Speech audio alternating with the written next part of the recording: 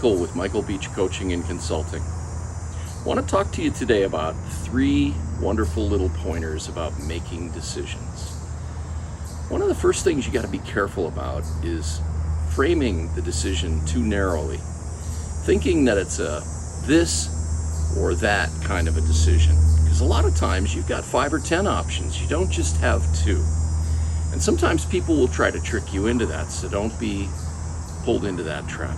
Second pointer I would give you is be aware that human beings have biases. You've got them, I've got them, we've all got them.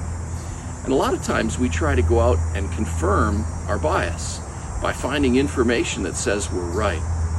Very, very dangerous, leads to a lot of bad decisions. The third thing I would tell you is this: you can't be swayed by short-term emotions.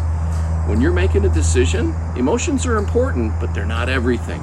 So look at the data and keep everything in balance. What do we want to keep in balance? Making a quick decision against a slow decision. Balancing facts against feelings. Make sense? See you next time.